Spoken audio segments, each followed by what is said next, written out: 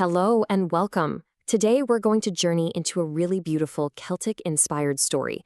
It's about a different kind of strength, a different kind of healing, and it all centers on a goddess named Brigid and a quiet gift that truly changed everything. So, let's just start with this question, because it's at the very heart of our story. What if the first step to really getting better wasn't about pushing yourself to heal, but about giving yourself permission to, well, to not heal at all? To just be. It's a bit of a paradox, isn't it? All right, so let's meet our main character. This is Brigid, and she's not a goddess who lives way up in the heavens somewhere. No, she exists in the spaces in between. She's what you'd call a goddess of thresholds, of all kinds of transitions. This idea is called a liminal state, and it's just a fascinating concept. In this Celtic worldview, you don't find the divine in some distant, separate place.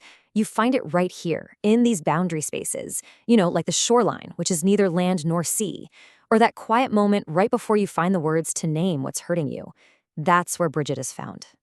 And her presence, it isn't about thunder and lightning or some big grand entrance. She shows up in the soft light, at dusk or at dawn. Her hair is described as shining like warm metal, not a blinding light, but a steady, comforting glow. She has this calm gaze, like she can already see the parts of us that we haven't even figured out yet. So Brigid kind of has three main jobs, and they all revolve around this gentle, protective sense of balance. As the guardian of the hearth, she makes sure that fire gives warmth but doesn't become destructive. As the goddess of poetry, she watches over words, making sure they can heal instead of wound. And as the goddess of boundaries, she teaches us how to protect our inner selves without having to completely shut down. And this is so important. It's why people call on her not when they've already won the battle, but when they feel totally overwhelmed, but are still somehow holding on.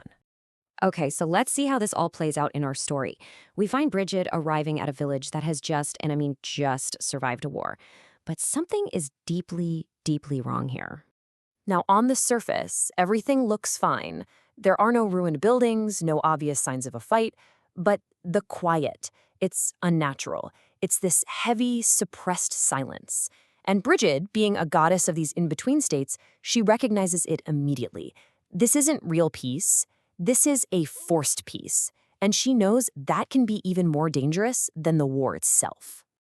And when you look closely, you can see these subtle signs of a collective trauma. The women, who are supposed to be the keepers of the hearth, are letting their fires burn dangerously high, totally unaware. The warriors, who should be bonded by what they went through, they just sit together in silence. They don't share their dreams anymore. Even the animals are on edge, The dogs bark all night long at enemies that aren't even there. Everyone is completely disconnected from themselves and each other. Brigid's diagnosis of the whole situation is just so profound.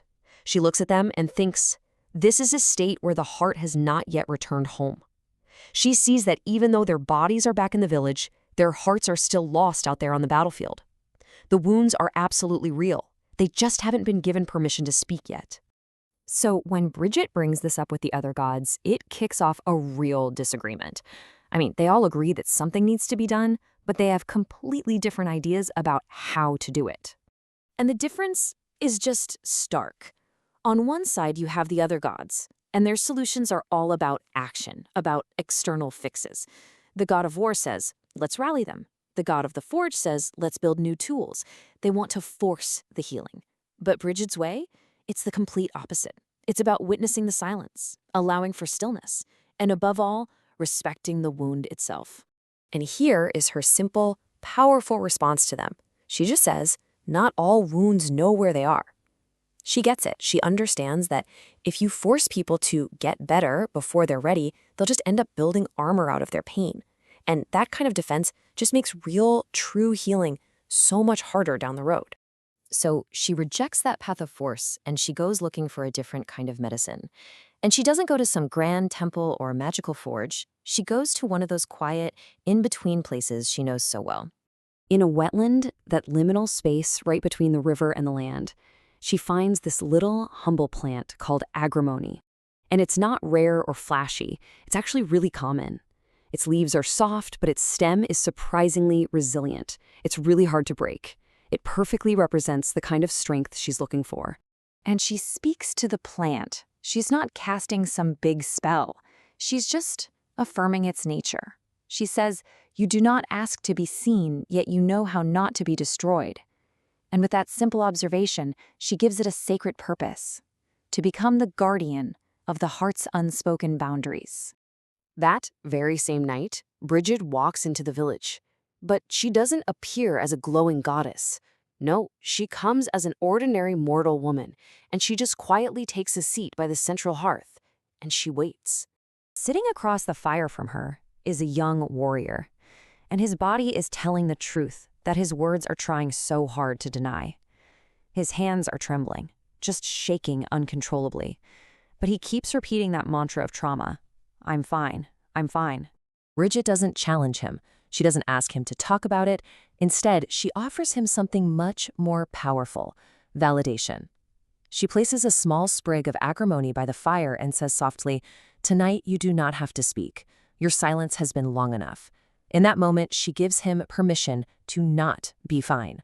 And this one single quiet act, it introduces a whole new kind of wisdom to the village, a brand new way to think about pain and recovery.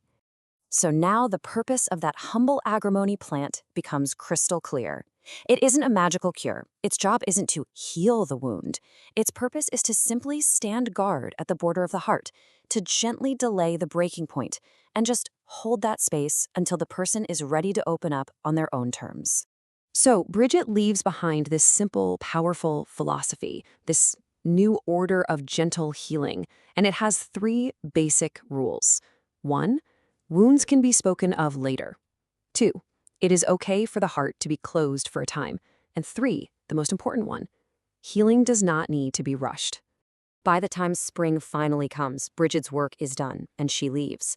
The people haven't magically forgotten their pain, of course not, but they've learned a new and vital skill: how to protect themselves gently, how to set a boundary without having to build a wall. And this really brings us to the core takeaway of this entire story.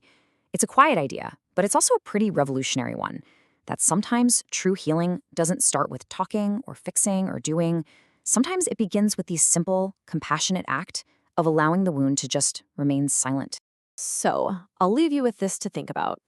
In our world that's always rushing to heal and move on, what part of your own story might just need a moment of quiet?